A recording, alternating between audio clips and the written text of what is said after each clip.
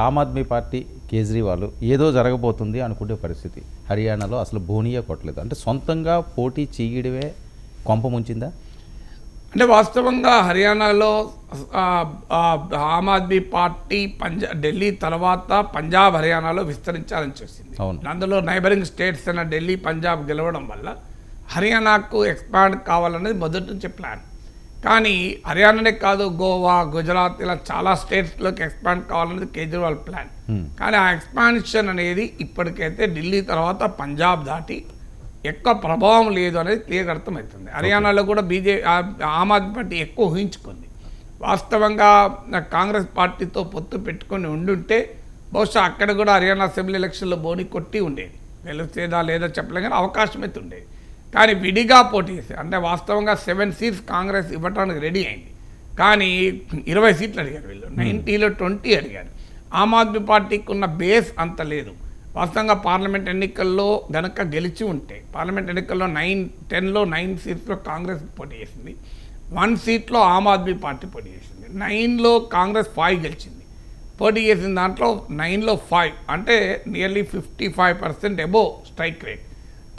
Aam Aadmi party ఒక్క కురుక్షేత్రంలో పోటీ చేసింది, అక్కడ నారో మార్జిన్తో ఓడిపోయింది. సో ఒకవేళ మీకు ఆ ఒక్క సీటు కనుక ఆమ్ ఆద్మీ పార్టీ గెలిచి ఉంటే డెఫినెట్గా కాంగ్రెస్ పార్టీ పైన మరింత ఒత్తిడి ఉండేది, పొత్తు కుదిరేది.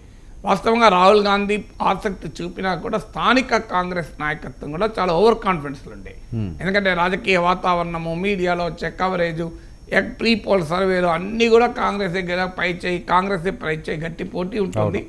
కాంగ్రెస్ పై చేయని చెప్పడం మొదలుపెట్టే వరకు మాకు ఆమ్ ఆద్మీ పార్టీతో సంబంధం లేకుండా గెలుస్తాము అన్న భావన పెరిగింది. ఆ భావన వల్ల ఏంటంటే ఆప్తో కలవడానికి కాంగ్రెస్ ఆ 20 ఎక్కువ సీట్లు ఇవ్వడం రెడీ అయ్యలేదు. ఆప్ కూడా తన బలాన్ని మించే సీట్లు అడిగింది. అందువల్ల ఆమ్ ఆద్మీ పార్టీ హర్యానాలో దెబ్బతిన్నది. కానీ ఇంట్రెస్టింగ్ ఏంటంటే కాశ్మీర్లో ఒక సీట్ గెలుచుకున్నాం, జమ్మూ కాశ్మీర్లో డోడా సీటు ఆప్ గెలిచింది. సో అందువల్ల మొదటిసారి ఇప్పుడు మీకు గుజరాత్లో ఎమ్మెల్యేలు ఉన్నారు ఆప్కు, మీకు ఈవెన్ జమ్మూ కాశ్మీర్లో ఎమ్మెల్యేలు ఉన్నారు. చాలా ఇంట్రెస్టింగ్గా ఉంటుంది. మీకు సిపిఐఎం కూడా గెలిచింది ఒక సీటు నేను చూసిన సమయానికి. కొల్గాం సీట్లో మహమ్మద్ యూసుఫ్ తరగామి అని సిపిఎం నాయకుడు, ఆయన 4 టైమ్ ఎమ్మెల్యే, ఇప్పుడు 4 సార్లు గెలుస్తున్నాడు. ఇప్పుడు 5వసారి మళ్ళీ గెలిచాడు. సిపిఐఎం సెంట్రల్ కమిటీ మెంబర్ ఆయన. సో మీకు తెలంగాణ, ఆంధ్రప్రదేశ్, తెలుగు రాష్ట్రాల్లో కమ్యూనిస్ట్ పార్టీలకు చాలా చరిత్ర ఉంది. ఒక దశలో ఆంధ్ర రాష్ట్రం 1953లో ఏర్పడ్డప్పుడు, 1956లో ఆంధ్రప్రదేశ్ ఏర్పడ్డప్పుడు అధికారంలోకి వచ్చే స్థాయిలో కమ్యూనిస్ట్ పార్టీలు ఉండేవి.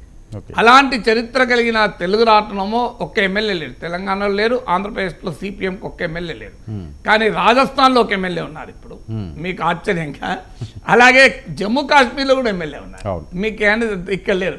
అంటే అలా ఆమ్ ఆద్మీ పార్టీ కూడా జమ్మూ కాశ్మీర్లో డోడాలో గెలిచింది. అది చాలా ఇంట్రెస్టింగ్ ఫినామినా. హర్యానాలో బోని కొట్టకపోయినా కూడా.